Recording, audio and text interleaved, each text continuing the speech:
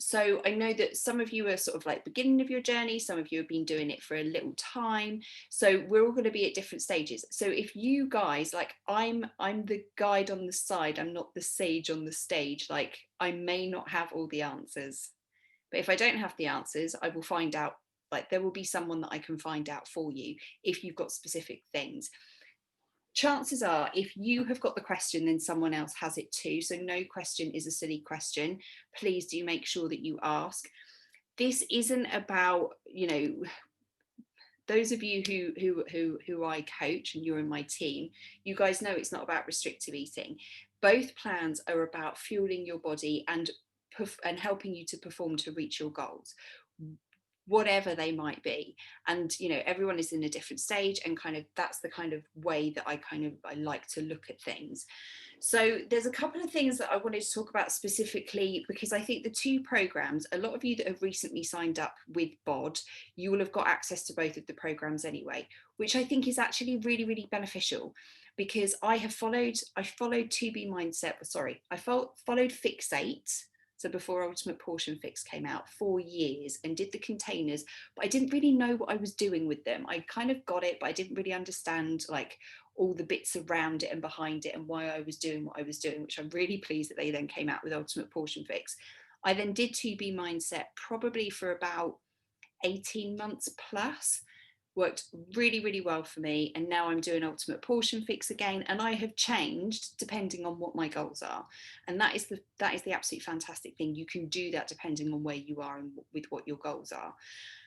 What I will say is that I still utilize principles from 2B Mindset within what I do with Ultimate Portion Fix. So waters first, veggies most. I don't weigh myself every day now, but I do track. So that is something that is really, like, those things have stuck with me. And there is so many videos within 2B Mindset that if you're doing Ultimate Portion Fix, I always tell my Ultimate Portion Fix ladies to go and watch in 2B Mindset, and vice versa, because there's some really great little nuggets, like the reason why we drink water, the reason why we track. If you're an emotional eater and you're following UPF, you can still utilize the videos that are in 2B Mindset to help you with your emotional eating. Likewise, if you've got sugar cravings and you're following 2B Mindset, there's some great stuff in Ultimate Portion Fix.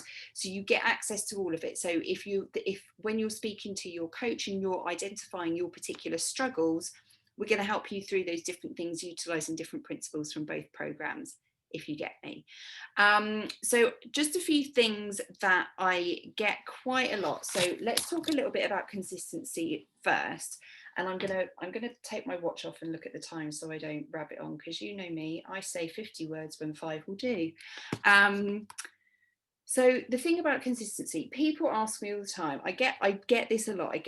I don't have any motivation. I have no willpower. I fall off all the time. I can't stay consistent. I can either do the fitness or the nutrition and not the fitness. I can't do both. All of these things I call bullshit. They are things that you are telling yourself. They are self-limiting beliefs for why you can't do these things. I have no more willpower. I have no more motivation. I have no whatever you think there's some kind of magic that I pull out of a box. I get it a lot, especially from people that I don't know. It's not the case. The thing for me, and this is the thing, and if you've been with me some time, you know that I tell you until the cows come home, it comes back to your why. It comes back to the deep-rooted reasons why you are doing this, why it is important for you to be healthy, why it is that you're on your wellness journey, and there is no final destination. People say to me all the time, my mother included, when are you going to stop working out? Why don't you eat a pie?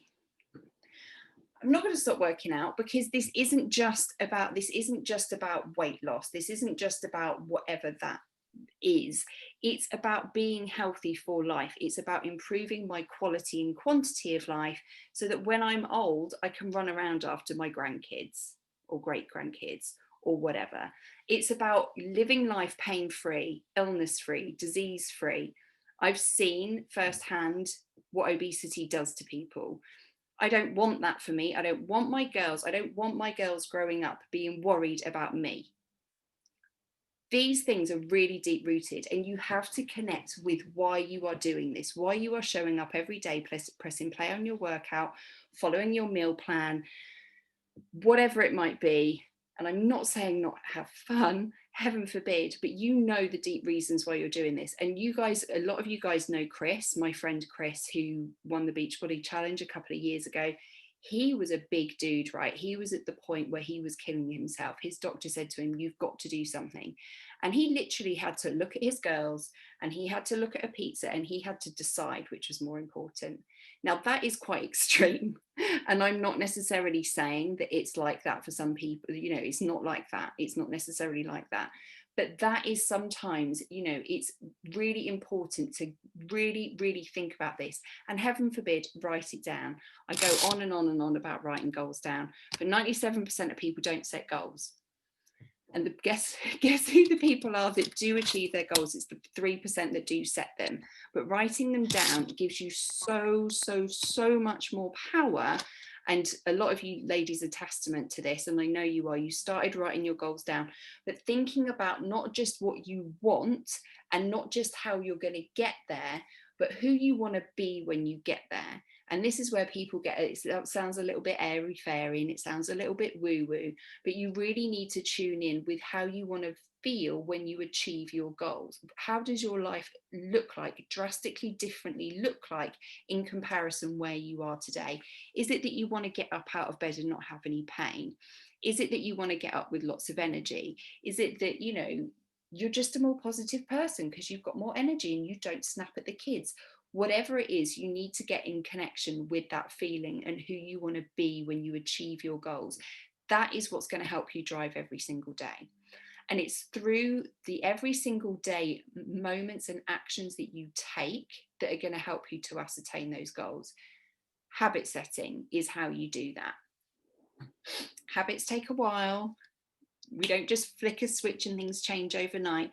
But when you identify the habits, the small little things like getting your water goal in, doing your meditation, pressing play on your workout, eating all your containers, following your plate it method, whatever it is, when you have set those small goals and you do them each and every day, that is consistently do them every day, it's going to help propel you forward, right? So you'll see, if you follow me on Instagram, you'll see that every day I have habits specifically for my own wellness. And I check those off every day, like a little checklist, because I love a little checklist. And it allows me to remember why I'm doing those things. So yes, I have a water goal. Yes, it's good for me because it means that I'm not dehydrated, but there's more rooted reasons in the habits that I'm creating. So, for example, let's take water because that's a nice, easy one. Water helps me stay hydrated. But the other reason why I drink my water is that actually it means that I don't have brain fog, I don't get headaches, I don't crave caffeine, I probably don't reach for the biscuit tin quite as much, I follow my plan better. But why is that? You know, I don't want to be snappy at Lila because I'm tired, and I don't want the brain fog and all these things. So it's actually rooted in the reasons, if that makes sense. So it's connected, it's much more, and it's much deeper than myself. I'm drinking my water goal, yes, for me and to keep me hydrated, but I'm drinking it so I can be a better mother. Does that make sense? So you need to get a real connection with those small little goals and think about, and you know, they are habit. It's habit formation. It takes a while to get them set in, but doing it every day, consistently doing it, and that consistency, those day on day things, and celebrating those little wins along the way is going to help to really propel you forward. Does that make sense? Cool. Okay. Water break. So, few things about Ultimate Portion Fix that I get asked quite regularly. Staying on track, probably one of the biggest things. Guys, we are here as coaches to help you. We're not here to pull you through the mud. We're not here to drag you kicking and screaming towards your health and wellness goals. That is not what this is about. But we are here to help you stay accountable to yourself. That is why, if you are, that's why the bod groups are set up. That is why we're here as your coaches. That is why we check in with you. We see how you're doing. But use your coach and ask your coach when you're stuck. No, like I said at the beginning, no question is a silly question. And it's really, that is one of the things, that is what I do. I still contact my coach and I'm like, I'm stuck with this. Like when I was doing Body Beast, I was like, I've got to eat how many calories? I've got to eat 1,500 calories above my maintenance. Guys, I was eating 3,000 calories. 3,000 calories. That scared the living bejesus out of me at first. So I contacted my coach and I had a conversation with him about it. So utilize your coach, lean on them, because they will be able to support you. They will be able to help you. The other thing, track your food. It is absolutely vital. People say to me all the time, this isn't working, or I'm not losing weight. I need to drop down a bracket. Don't do that. Don't do it. Don't do it. And I'm going to talk about brackets in a minute, but track your food. And I mean every BLT, every bite, lick, taste, because if you don't, and you don't write it all down, you are the only one kidding yourself, right? There will be, and success leaves clues. When you look at your tracker, and I hands down, I have never seen anyone who has not lost weight or not reached their goals, whatever they might be. I do have some ladies that are looking to put on weight as well, and they look at it and they say, I'm not losing weight, here's my tracker. I can guarantee you that I can pick a good few things from from someone's tracker that are going to help you to tweak things, and that's all it is. But when you track, you're going to actually be helping yourself to work out what's worked today and what hasn't worked today. Where have I actually, where can I improve? What works well for me in terms of the food choices or the meal options that I've selected? But it does allow you to be real. It does allow you to be real in what you're doing. And I think that that's really, really important. If you don't track it and you don't then lose, I think the two go really hand in hand. Sharon, who is not on here actually, I know she's working, but I know that Sharon was saying she's following UPF, and she's saying, I'm just not losing weight. I don't know what's going on. She wasn't tracking. She started tracking. She's lost 4 pounds in a week just because she started tracking again, because it gets your mind thinking about things. It keeps it in the forefront of your mind, and it's really, really helpful. But you have to find the fun in it. And I think that that is really important too. Experiment with different recipes. I've been trying new things this week. I sit Nick down with the cookbook on meal planning day when we're doing our shopping list. I'm like, right, what do you want to try? Utilize the bod app. One of the things, I only found this today. So one of the things that you can do, and I can't get into my phone, but I have spoken to you guys about before, is that if you use the search function within bod, so when you're in the program section and so you're like, oh my goodness, I have got so much chicken, what the devil am I going to do with all this chicken? You put chicken in. I've got no signal. But you put chicken in and it will come up with every single recipe that's got bloody chicken in. So it really is a nice way of trying different things and having fun with it. And we do things, there's loads and loads of recipes that are really, really super simple, really super quick. And then what we do is we save ones that are maybe look a little bit like more lengthy. There aren't a huge amount of lengthy ones, but things like some of the curries that are great to marinate, or you've got to stick stuff in the fridge, we do those at weekends, and we just we're having fun experimenting with stuff. So that's what I wanted to say about a little bit about staying on track, because that will also help you. Cravings, a few things about cravings and hunger. So first of all, hunger. If you are hungry all the time, and I mean, if you're saying you're eating to plan, ultimate portion fix, or 2B mindset, you've got the snack option if you're feeling hungry. If you're hungry on 2B mindset as well, you need to adjust your portions. It's simple. If you are hungry with ultimate portion fix, there are a number of different things that we need to kind of think about. One of the things that you do need to do is you need to check in whether you are actually hungry. Are you physically hungry, or what is going on? One of the things that often happens when people start any new nutrition is that you will have possibly stretched your stomach. I'm going to use my poor husband as an example. So over Christmas, he drank quite a lot of beer. He drank quite a lot of cider. We ate quite a lot of carbs. We ate quite a lot of things that maybe aren't hugely nutritious. What happens? You stretch your stomach. It takes a good 20 meals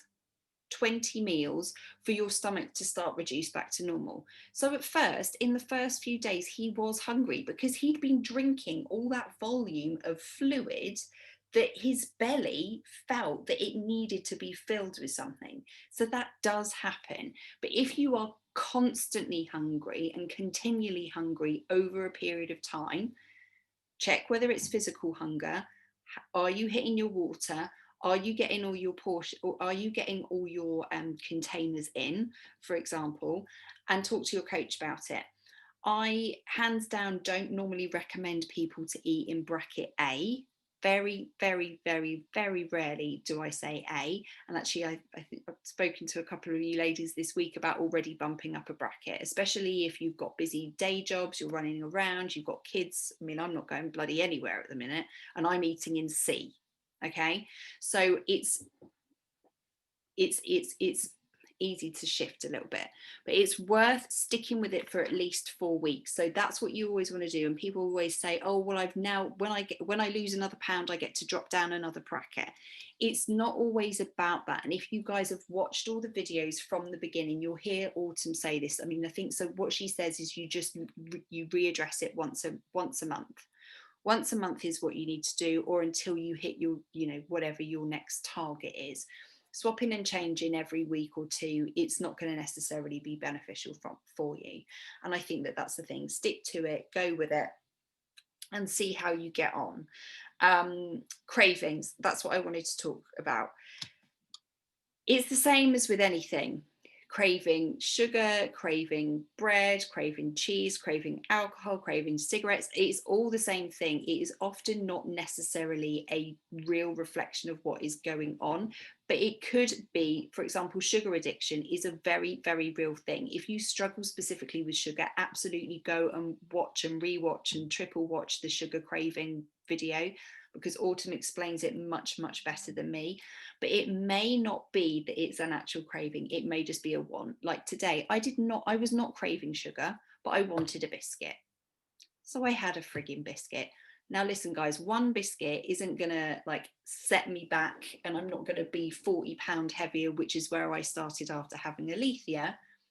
But it might be that I won't lose weight that week. So it's about, and I did post about this. If you don't follow me on Instagram, go and look at my post that I put up the other day about the 7 things, tips that I wish someone had told me when I'd started. One unhealthy meal, one not so nutritious meal, is not going to take you right back to day one. But you also need to be okay with that. If you want that, which is totally okay, this isn't about restriction, that you may not see the number go the right way.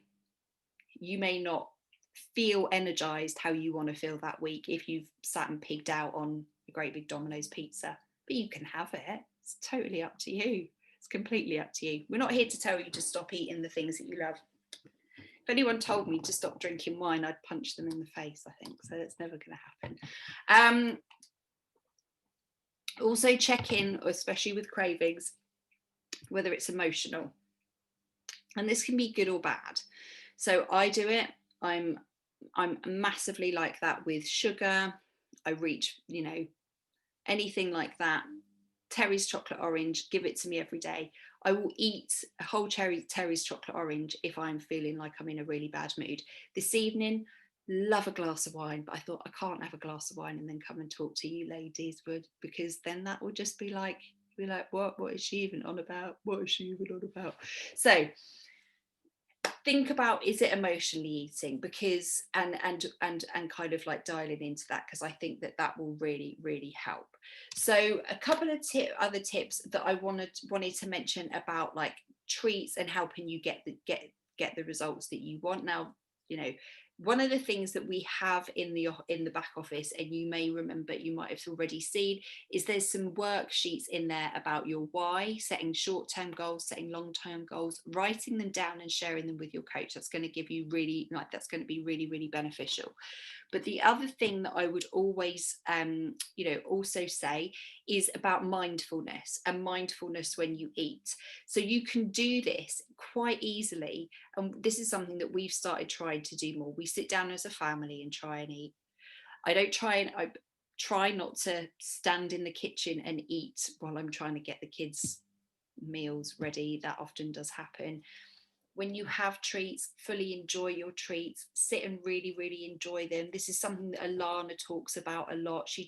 We talk a little bit, and we've got a bit of a running joke about having treat snobbery. If you're not enjoying something, whether it's healthy, like if it's healthy or if it's not so nutritiously like fueled and you're not enjoying it, put the bloody fork down. Like, no one wants to eat something that they are not enjoying. Like food is meant to be enjoyed, but it is also meant to be fueled. So if you're not enjoying it and it's like crappy white, something like whole grain rice, it just like, ugh, on its own, like, get away from me. So I'm not going to eat that because I don't enjoy it, so I'm going to make it how I enjoy it. So it's not about like then covering in loads of oil, but it's about doing things so that you enjoy your food and fully enjoying your food.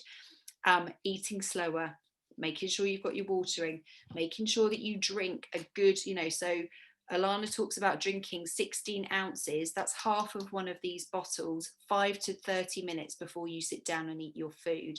Now, mums, I know that isn't necessarily possible and you can completely forget, but your water target, it's not a target, it's something that you should be hitting as a minimum, and making sure you know what your water target is.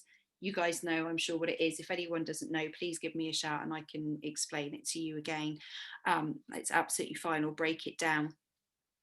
But things like enjoying your food, eating slowly, chewing before you put a nut, and this is just really basic stuff.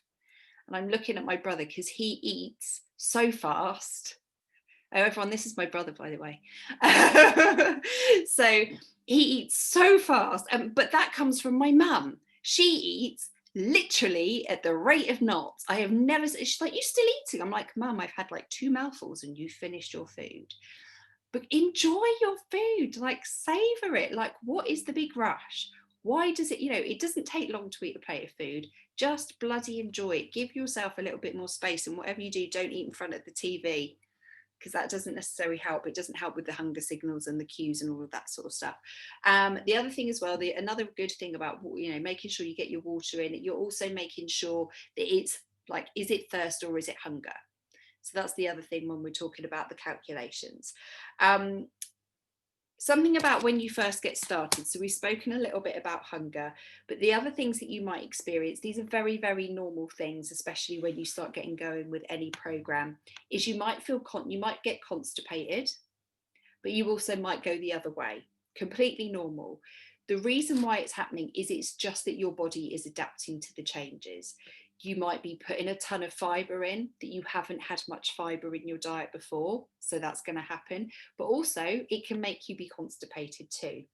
If you're constipated, you need to eat more protein. Or what you can also do is add in more vegetables that have got more water in, that are a bit more water based. So you can, so things like cucumber and that sort of stuff, that's going to help getting you move. It's your body having a response to it. So people sometimes say to me, oh my goodness, I'm really tired, I'm lethargic. It's essentially because your body is like moving out all of that stuff that is sat in there before. So it's not that the good food is making you lethargic and tired, it is your body's way of processing it and essentially going through a detox. So your what is it? Oh my God, what is going on with my brain? Your liver and your kidneys and everything that is in your body is doing the work for you, and that just takes a little bit of time. So keep going, stick with it. Autumn says that for some people it can take up to 6 weeks. So just keep going. Now, there is a difference between feeling physically exhausted and like completely like oh my God, I'm so exhausted that I'm going to fall over. I'm getting 8 hours sleep a night. I'm doing my workout. Talk to your coach about that. Like, that doesn't often happen. But sometimes when you start a new program, you're going to be hungrier, you're going to be tired, you're going to be sore. So again, following the programs and how the plan is laid out is really critical for you, because you are eating to fuel your body for those workouts and for the goals that you want to go with. Likewise, one more thing, and then I'm going to open up for questions, that I want to just mention is that people say to me, like, oh my goodness, like, I'm on plan, oh, I've come out at plan C. Well, what I'm going to do is I'm going to drop down to B, see how I go.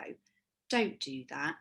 Eat at C. We can then readjust you at another point, because you need to make sure that you are not, this isn't about, like, yes, it's about being in a caloric deficit, but it's also about fueling your body so that it can function.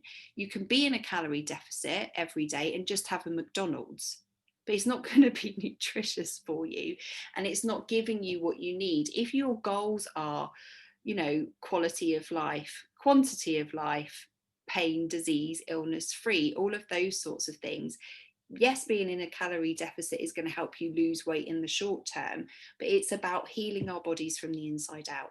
And that is why getting at the balance of everything is really important. Or I also have people who have said, oh, okay, well, I'm not on my goal weight, so I'm going to keep eating in the plan, but I'm going to cut all the carb boxes out.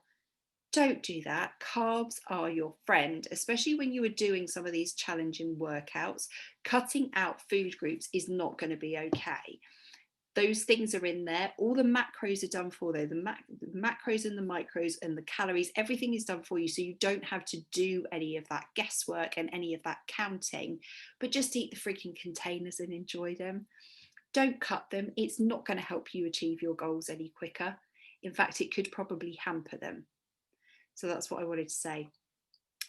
Likewise, if you have a treat, if you have a day where you've been off plan, and one meal doesn't mean, one meal on a Wednesday that might be not on plan doesn't mean you've got to quit and start again on Monday or start again tomorrow. You have the decision to make the choice every single day. Our days are filled. It's something stupid like 80 million different decisions every day that we make.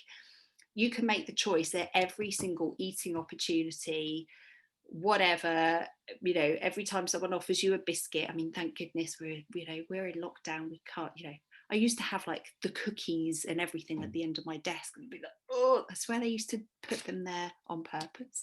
But they, it's about making those decisions. And you can have treats, like I said, you can have treats, but everything in moderation. And if you can't practice moderation around something, get it away from you.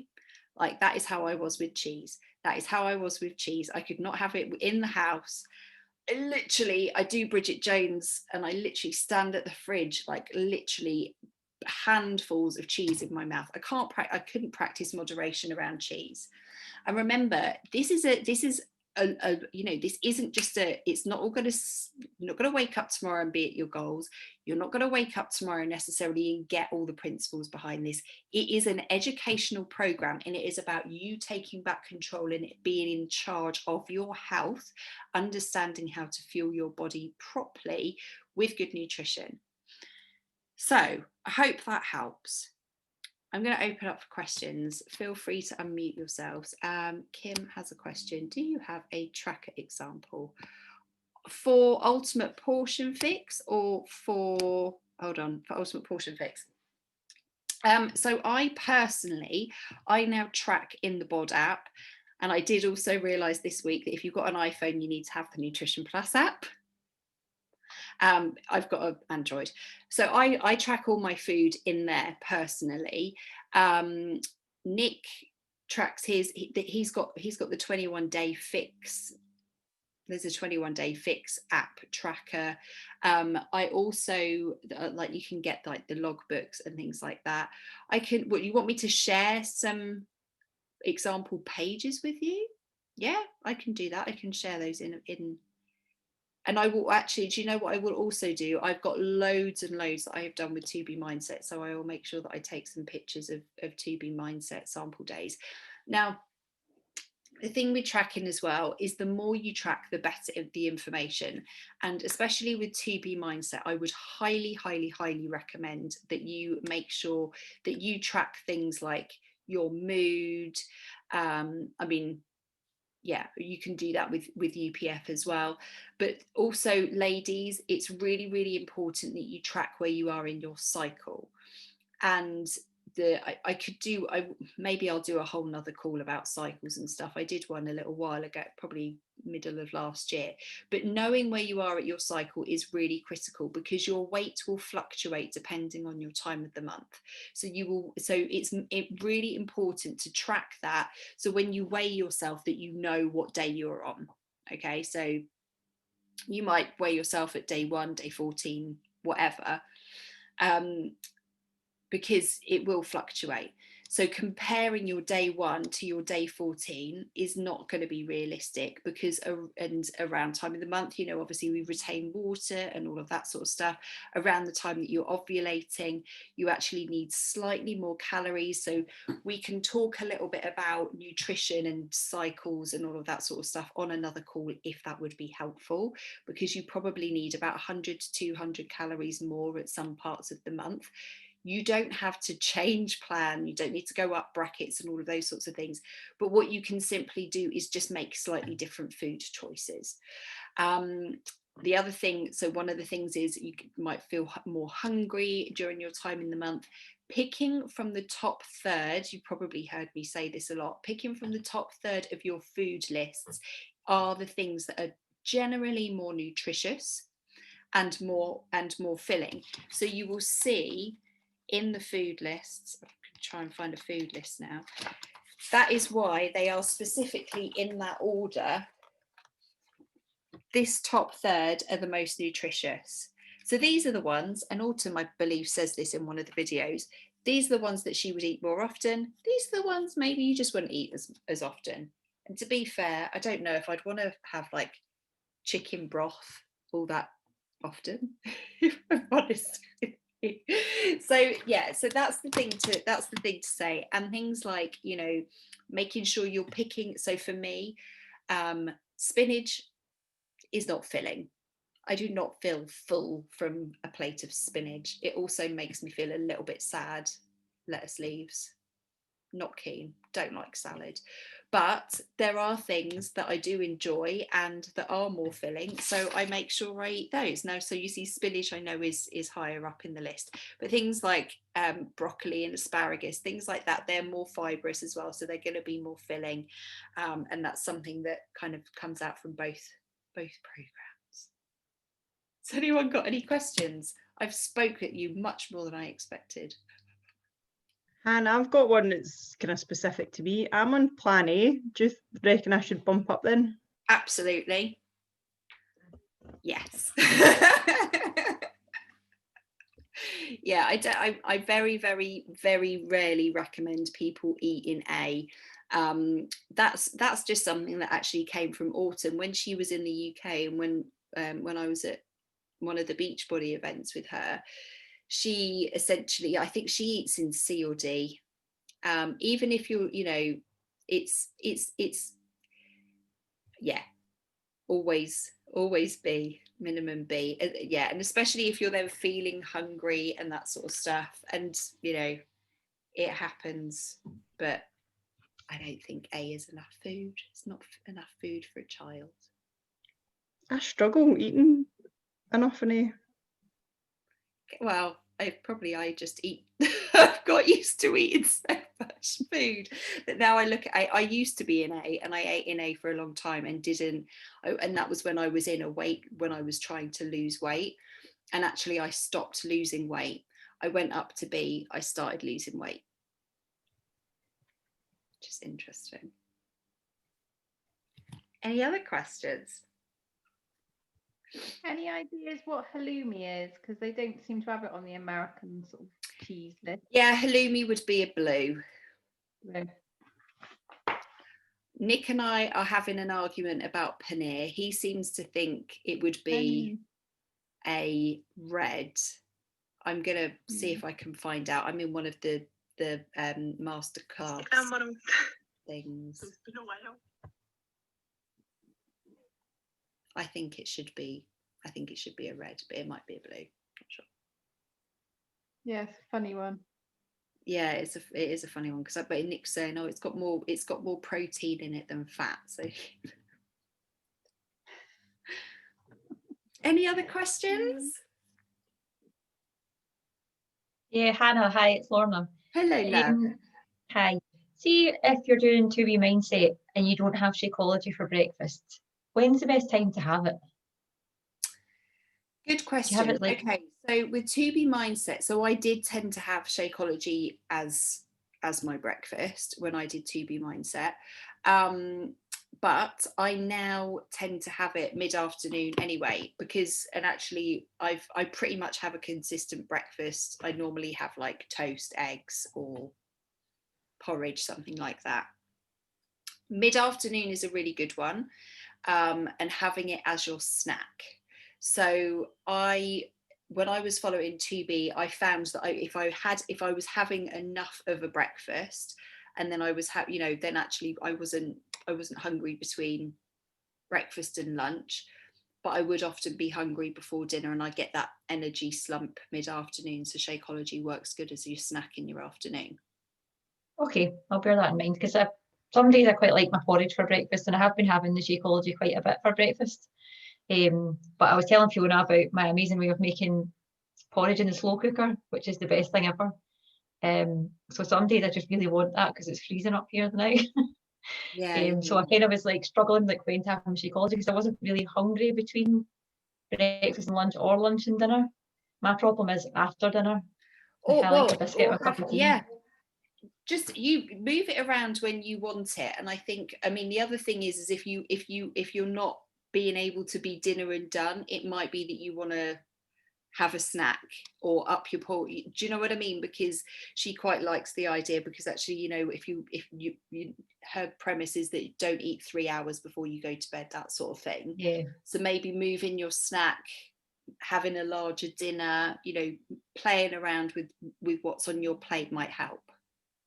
Okay, I'll try that. Thank you. We're going to get cut off because I've only got the free version. But if you have any more questions, I will start a message chat in the Facebook group, and feel free to anything that I've got, some other tips and things, and I've got all sorts that I could share, but we will do another call at some point about cycles, because I think that would be really helpful, and nutrition and whatnot.